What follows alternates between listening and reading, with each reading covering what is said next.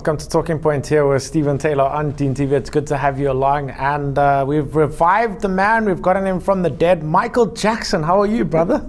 You know what? I knew you were going to say that. But I'll tell you something. Let me tell you something. Even before you start, I'll tell you something. I had to wear the jacket today and the cap. You know why? I don't get to do it. I love it. So I said today, I'm going to have to do it. I want it. Can I have it? Eh? Where did you buy it? I want to buy it. I can't give you those details. Come on, eh? Faizal side, welcome to my show. Thanks, man. Nice to have you sitting on that side for a change. I love being on the side, I must admit. It feels More relaxed. that the pressure is not here. You know, the pressure is not here. Interesting. So tell us about yourself. Of course, we know you from the Faizal Side show. We know you as the CEO of Deen TV. Besides that, who is Faizal Side? Where did you grow up? Where were you born? Do you remember? I somehow remember. It's been a long time ago. I don't know if you know, I just celebrated my birthday. Yeah. So it's been many years ago. When? In May? April? It was the 6th of May. Okay. So things happen as you get older and you just forget certain things. But no, I remember when Not 40 yet, so come on, man. No, not at all. Almost there. Yeah. Stephen, it's an interesting one, an interesting question. I normally ask people this question, and I assume it to be an easy question, but I've just realized that now that you asked me, it's one of the more difficult ones. But essentially, I was born in Cape Town, so as opposed to what many people are thinking, people ask if I was born in Durban in Johannesburg. No, I was born here. Do you like curry? Do you like rooties? Yes, of course. And I live here, and and I've had a sort of normal childhood. I was born in a place called Cravenby, which is, but I was born at the Somerset Hospital. After my birth, it's now called the Waterfront. Oh. So, Wow. yeah. Okay. So I'm Cape Townian. And you went to school in Cape Town? Yes, I did. Which schools? I've been through many of them, starting off in the Islands, Queen's Park High, that sort of thing. So I've been through a few of them as we moved along in Cape Town to different places, because my dad was doing different things like running shops and stuff like that. So that's where. Does he still have a shop? No, he's retired now. All right. I call that early retirement, but he's retired. You haven't taken it over. It's not a family-run business. No, not at all. Yeah. I was going to come make a turn, man. You should have told me, yeah? No, of course. But you know, most Indians have these stores and these shops, and they grow up in that. Part of their culture. Yeah. Correct, yes. It's part of the culture. It's become part of the culture. Okay. I think it was survival when Indians arrived in South Africa in 1860. I think that the next best thing to do was to set up shop, and they did on every I corner. love Indian food. I mean, a lot of it's hot. Do you like hot Indian food? Ironically, I don't. I eat sort of your cultural food, which is more What is that bread thing that they have? What is Peruti, naan. No, Naan bread? it's like a rye bread, like a wrap, but it's like hard. Salami? It could be. Yeah, no, I'm not sure. But I don't eat very along the Indian lines. I'm very, I'm not into curries. I'm not into hot food. Really? No, I'm into stir fries. I'm into pizza, that kind of thing. So a lot of people ask me, what sort of Indian are you? You know, it's just. Goodness, we're shooting half, eh? So we can't see your. No, correct. Yeah. Yeah, the insulin roll, as Professor Tim Noakes calls it. Yeah. Your view on that, on banting? It's an interesting one. Professor Tim Noakes and we know each other very well. Have you had him on your show? He's been on the show and we're doing something live soon together. What's interesting is that when the man says, I have 3 doctoral degrees, then I'm inclined to sort of believe what he's talking about, although that there are difference of opinions, but I believe that he's right about what he's saying, in my view. You've had him on your show, you've obviously spoken to him, you found out more about it. All about it, panting, the low carb, high fat diet. I'm not too sure if I understand the high fat aspect too much, but I do understand the low carb aspect and understand the link to insulin and that sort I of do believe in eating regularly. That's important because if you eat, the less you eat, the more your body builds up the fat because it doesn't know when it's going to eat again. So if you eat regularly and you kind of stick to a schedule, I believe that you can lose weight. Yes, correct. But I'm close on 40, so I don't think I'm doing too bad. Yeah. Some people I met in studio this morning are like 32 years old and it's starting. Like me. Yes, it's starting. So I'm not doing too bad, I think. Yeah. I was on your show last week. Yes. Last week Friday. That was very interesting. Yeah. So it was interesting having you. And what I liked was the idea of having you on that side of the program. And I love being on this side of the program today. You got a lot of out of me, which I don't normally speak about. I'm very shy when it comes to like my personal life. What you're going to get out of me? Well, I would say I declined to comment at many times. wow. So So you grew up in Cape Town. Where did your love for media, for the entertainment industry come about? I mean, obviously you didn't just rock up at Deen TV and say, hi, I'm the CEO. There was stuff that, what did you study? It's a long road. I went into science firstly. And I'm currently studying again. I'm in psychology, doing applied psychology, so I'm doing a degree in that now. What is applied psychology, if I may ask? It's a degree in psychology, so you become a psychologist, yes. Okay. But my mission is to plow that into the show, and that's to talk about things on the show, issues on the show with people, but talking about those things from a point of strength, as I would put that. So sort of dealing with the aspects, yes. So you can deal with psychological matters on the program, having the background to do that and having the expertise to do it. So it's more for the show that I'm doing it, to help kids out, to help people and patients that maybe cannot afford certain things. So that's where I feel I'm. You have an understanding of mental health? Yes, of course. Is that part of your? That's part of your studying. Well, it is mental health in the end of the day. Okay. Effectively, the question about how it started in media, it's an interesting one. I remember back in the day, I think this is about 16 years ago, I was in the Faizals coffee ad, which is an international brand, and I remember laying on top of the Drakensberg mountain with helicopter around, getting the shot there of us climbing out of the tent, having the coffee as the sun rises, it was that sort of thing. That's where the bug bit kind of. Yes, that's where it started. Then the cricket ad after that, the World Cup cricket ad. Oh, wow. And so after that I decided, how is it that we get paid 4,000 Rand for the day and the producer came with a Rolls Royce Wow. and the helicopters and the whole buzz, and I thought, you the guys making the money, I've got to be on that side. Oh, wow. And that's exactly what happened. So I decided to get in the industry myself. Going there, I went on to radio first, Fine Music Radio. Actual fact, I drove past there this morning. It's an artscape building, yes. So I was... Do you like that kind of music though? That kind of jazz, like classical? I was doing jazz at the time. A part of me did classic when I needed to fall in for somebody. I pretended to be able to do classic, so it was XYZ on C minor. It was this on drums. You have to know that? I know, but I was sitting and reading those things, sounding very intelligent and that sort of thing. But I got in a lot of mess at that station in any case. But be that as it may, we were the youngest in the classical jazz, purest jazz genre at the time. So Sam Marshall that time was working with me, and I think he's with, he did the show on ETV, what was it called? He's still Let's Fix It. He did Let's Fix It, and then he's still doing SABC 2 morning live, weekend live. Sorry. Yes, correct. Yes. Yeah. So we started in media on the same day on the same show, and we were friends. We were very close at the time, but we're both in different cities now, and that sort of thing. Sam's obviously got married and moved on, and that sort of thing. I'm still about to get there, or not now. Did I say the word? You have a girlfriend? No, I don't. Why? I do, but it's the channel at this point.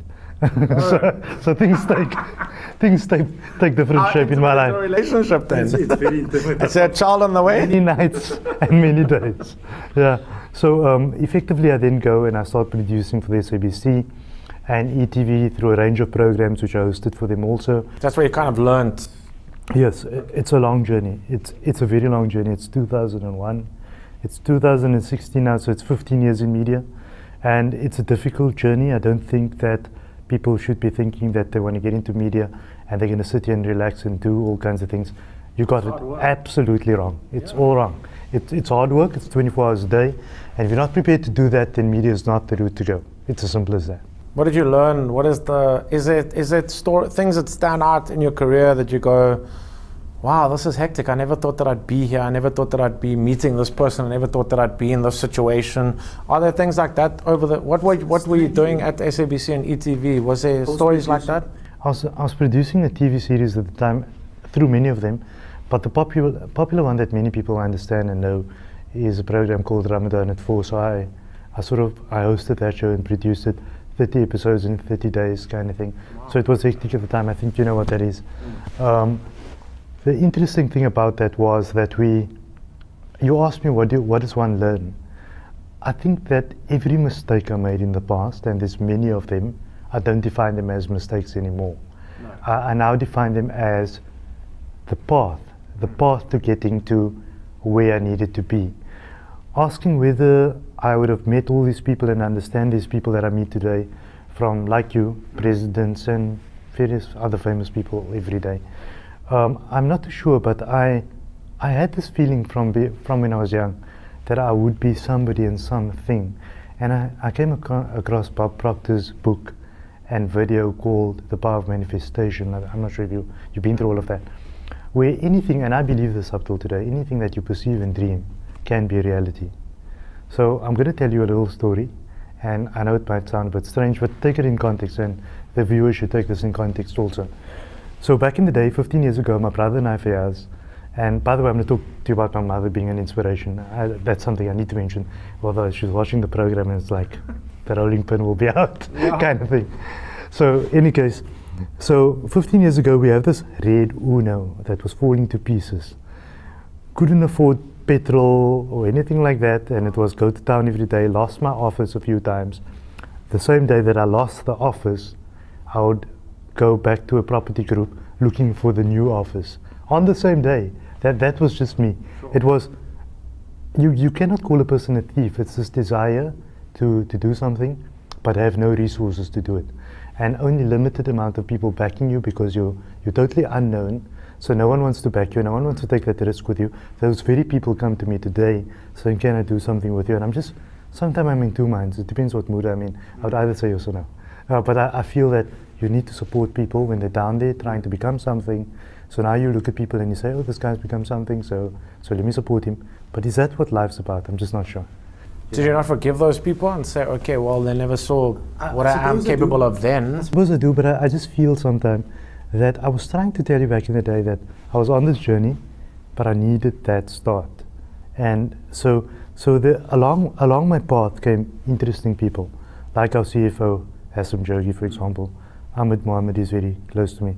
And they now define that model which you see today. Yes. I'm not sure if that's the end model, but things develop. Yes. And so they've reached the stability point and it's growing from there. But coming back to your initial question about what do you learn, I think you learn one thing very deeply, and that's perseverance. This aspect about wanting to see change immediately, wanting to see success, and wanting to see an outcome is not real if you're planning to be an entrepreneur to go somewhere. Are you an entrepreneur? I would deem myself to be that. I think from day one, I've always been my own boss. I don't like using that word, but I've always been my own boss. I've worked many years ago at Pep stores, by the way, doing the parcels. I was 6 years old. You know the parcels that when a client comes in, they give you that parcel and they give them that little docket. The parcel counter. Oh, yes, well, yes, I was earning 6 rand a day when I was 6 years old. Wow. Which is interesting. But started working when you were 6. I just wanted to do those things. I've been a workaholic all my life. Even legal? I'm not sure now. I hope Mommy's not watching the program. Yeah. She's really got the rolling pin out now, eh? But anyway, so those are the things that happens to you, and you just find that everything that happened in your life was there as the next step to the next position. And if you can continue seeing life in that way, you will realize that there are no real mistakes in your life. There is no such thing as mistakes. They're all just there to get you to the next point. You need to understand that. So a lot of people pull out their hand and say, what did I just do? 6 months down the line, what you just did formed the basis of what you're currently doing. So you mentioned something earlier which is very interesting to me, is the fact that you saw that producer driving that new car. You obviously followed that dream. So are you after the money, or are you after the fame, or what are you after? It was the dream. Okay. So what happened was, brother and I go to work every day. The red Uno is falling apart. We pass the then Orbit Motors at N1 City every day back to home. And I would stop there every day, and if not every second day at least, and I had a look at the Mercedes Benzes from there. So this was a daily thing. I would stop there just to see which new ones they got. I remember I would look through the window to see what it is to drive one of these cars. Eventually we got rid of that Uno and we bought the first E-Class. Wow. Got the second one. I've got now the one after that, the new one. And guess what? What I bought in between? The Rolls Royce. What, really? Yes. It's sold now, but the point was that it was standing in the garage for 6 or 8 months at the time. Is that about the image then? No. I think it was when I like something, I want to have it. like most people in life, but it's not about what do other people think about it. And I think this is what we need to understand, that sometimes, how do we define success? Do we define it? I don't define success as driving a Rolls Royce or a Mercedes-Benz. I love Mercedes-Benz and I drive it. But other than that, I don't define, if I see someone else driving it, I wouldn't deem them to be successful. The man could be owing lots of money on the car. Yeah. One. No, I think I've got past that now. So, or for example, it could be someone else's car. I'm just saying, I don't deem that as success, really. Okay, so let me ask you a question, Faizal. Somebody watching now, you knowing that you've got a Mercedes-Benz, they want a Mercedes-Benz like you, but they haven't got the means to get it. Dream it. What would you say to them? Dream it. Dream it. It will happen. That's what I do. I'm a daydreamer, I must be honest with you. I daydream about everything and anything possible. All the things that I've dreamt about in my life. I just came back from overseas with my parents. We went on the spiritual journey. We call it the Umrah. I always wanted to go with my entire family. That happened 2-3 months ago. I never thought it would be possible. The first time? Yes, we went together. I've been there before. First time the mother went and that sort of thing. You dream about certain things. I have dreams for Deen TV. I see them happening. I see them manifesting. So I tell anybody that wants anything, and it doesn't need to be a Mercedes-Benz. It could be anything. It could be health. It could be a good partner. It could be anything. That you need to dream it. It will come Do you true. long for a family, or like having children, having a wife of your own? That's an interesting question. And normally I get asked this question all the time at functions and I decline to answer. But because I cannot decline to answer on television, I'm compelled to answer. And I'm going to do that. And that is, strangely enough, I must be honest with you, the answer is no. Why? Many people find that to be a strange answer. But for some odd reason, I don't feel, I'm not sure, Stephen, you're in the same business as me. When I go home at night, I have spoken to 500 people. I stopped off at the school. Did some signatures there or did something stupid or whatever it was, and that's part of being on television. This morning I was with the Cape Chamber and people take photos and they do things and whatever. I'm not sure whether I can deal with all of that and more people at 10 o'clock at night. But don't you want to go home and live a normal life? Because I mean, are you living the celebrity bubble then, would you say? I feel I need to be alone after hours. Okay. I'm not sure about you. So you're not in a bubble? No. I might have been in a bubble at some point. Okay. I think a few things has burst those bubbles. But I don't feel that I need to be attached to somebody all the time. Close friends and stuff like that, yes. My parents, my mother's there, and she forms a very key part of me as an extension, either way. And I think that all that I have left in terms of time and all that she's got left, I try and plow a lot into her in terms of time and energy, because I believe that anybody else in the world can be bought and sold and hired, but not your mother. And that's my opinion. Interesting question. Your mother, God bless your mother, she passes away. What then? You don't have anyone close to you? A lot of people ask me that question. Yeah. I don't know. I've always thought about this. Do I just get a butler? The partner's not going to love you. A partner's not going to give you the love and nurturing and support that you need, from that a companion can give you. But you're in the same position, am I right? Yeah, But you've got a girlfriend and all those things. I do. Okay. So you have that and you're saying, I don't have that. But you never ever thought that perhaps I don't feel the need to rely on somebody or feel. No. I look, as my career progresses, I always think to myself, okay, I don't need this, Yes. but I want it. I get busy and sometimes I don't spend the time that I need to with that person, but she's there and she understands that, like, the role that I have and the things that I'm doing, and she's come to understand that, okay, I can't fight it, I have to just go with it, you know what I mean? So we all want to come home to I'm somebody. not sure if I got that energy for that. Really? I don't know if I've got the energy for that, I must be honest with you. Okay.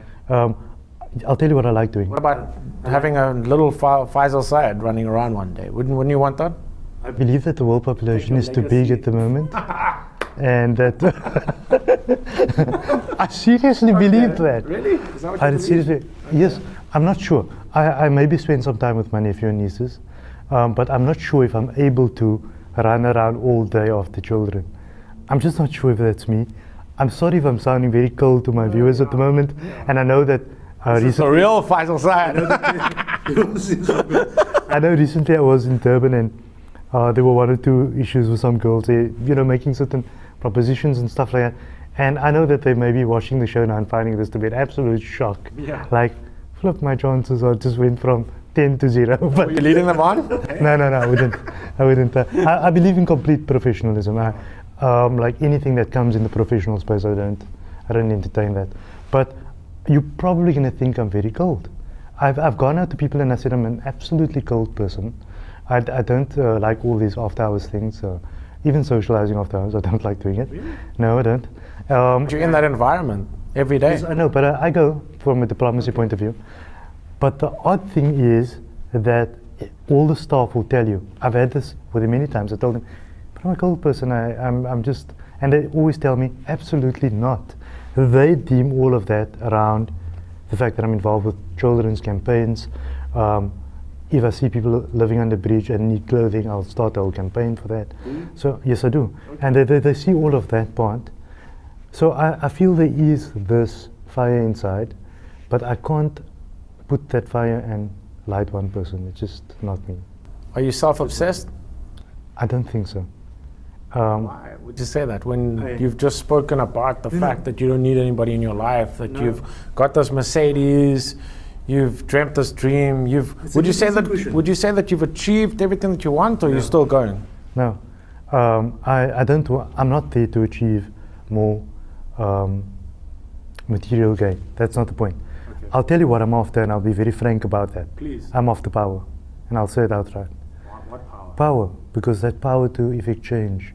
It's been my mission all my life, and I always use the example of Nelson Mandela. I said that, if Nelson Mandela went out and he said, I need R1 million for the kids, rest assured the R1 million in the bank by tonight. Am I correct? Sure. Because he's I got the always looked authority, for yeah. that, to say, how do we master power? How do we wield power to effect positive and influential change so that we can make the lives of people and animals better? That's been my mission in life. And so I feel that I'm after that all the time. I like how you say people and animals, because it's important. I'm heavy into the animal side. me Most too. people probably realize that, but I do sit on a few advocacies around animals, and I get a bit hectic when things go wrong in Newland, in China, in South Africa with SPCA and stuff like that. I'm very pro-life when it comes to animals, so I might be eating a bit of chicken, but I've stopped eating the red meat, as you know. And I've made that decision primarily for that, for example. I think there should definitely be changes in the law, because I mean, you cannot have a human breathing and have an animal breathing, but you kill a human, that's against the law, but you kill an animal, it's fine. No one's going to say anything. I think that's totally wrong. And Correct. I've been an activist in trying to change that law so that if you do something to an animal, you face the same as if you do something to a human. I think it's Correct. important. I'm anti the abuse. So I see too much abuse in society with animals. I visited the abattoirs, and sorry guys from the abattoirs that's watching this, I think that they're up to absolute nonsense. I don't want to go near your products. I don't want to be associated to you at all. There must be a just what it is. humane way of doing things. Correct. Yeah, so I see too many things going on, and I suppose when you're in media, you become conscientized to various issues and things. And so you get in touch with things that most people are not normally in touch with. Yes. And so I think a large part of me has become very conscious about certain things. And so you become a bit of an activist, and that's what's happened. But just coming to your question, I see you are struggling to come to terms with the fact that I would be quite happy, 7 o'clock at night, cars in the garage, right, everybody out. No, I'm not saying that I'm So not you find it comfortable with that. I totally agree with and I understand what you're saying, because obviously this is your career, this is what you've built, this is you're kind of like your empire. So I understand that. I totally do. But you feel it's a bit cold A little bit, and lonely. yes. Because we all long for somebody, we all want to come home to somebody that, that I'm loves not us, saying that that gives might us not change. attention or affection or, yeah. I'm not saying it might not change. Okay. It's not cast in stone. No, I know but it's that we you're are building your empire now still. But I'm saying one day when your mother's not there, when you're not the CEO of Deen TV anymore, when you just have yourself to wake up to look in the mirror, you're going to want somebody to stand there in your corner. You are going to. I must admit, I thought about this before, and I'm just maybe things will change down the line. But perhaps I'm in a different worldview at the moment. Yeah, for sure. And for me right now, someone onto me all the time, I'm most likely to say, can you please get out of my space? I haven't got the time at the moment, I understand, but later on. I do grapple with time. I think you know that. I think you try and meet me on a few times and things happen, so I grapple with time, and time is a big problem to me. It's like I can get up whatever time in the morning, I can go to bed whatever time at night, I'm still running every day. We have systems in place.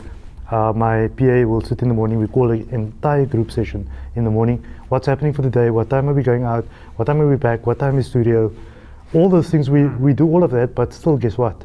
It still goes wrong. so, do you know what I'm saying? So that's life. And I'm happy to be a part of this organization, to be a part of this amazing team that we have, and we do have amazing people that I mean, I think you've chosen the best people like out of Cape Town really to come here and be part of Deen TV, and it's a good bunch of people. I think people should see what goes on behind the scenes because there's a lot of hard work. Correct, yes. And for people thinking that it's just about me and you sitting in front of the camera, you know, grabbing the limelight, getting that new Mercedes or whatever it may be, it's not. I always say this, Stephen, that when it comes to the production world, is one where we call it pre-production. So that's things that you see before production. I think that that's 90% of television, and that's all the things in planning and how you do it, and all the things post-production, all the things you do afterwards to get it going. But what viewers you really see on TV is really only 25 minutes of the job. Yeah. What about the rest of the hours per day to make that happen? Yes. And so all of those factors play a very key role in what we do. And you're right, I've got a key team. The directors are there. Ahmed, Mr. Jogi, plays a big role in what I do.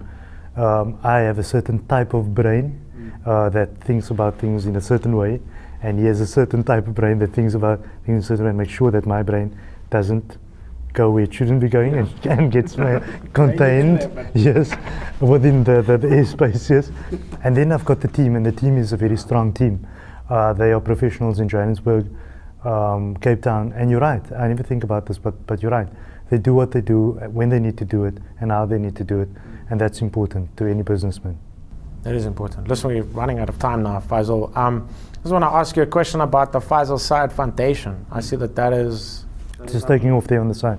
So, yes, we put a foundation in place. We felt that there was numerous requests for me to be part of different things. So it was, there's the animal campaign, there's the clothing campaign. I see you involved in the Twitter campaign with the blanket drive right now. So likewise, there was all these things, these social responsibilities. I go into Mitchell's Plain, for example, go talk to the kids about social upliftment and not getting involved with drugs and those kind of things.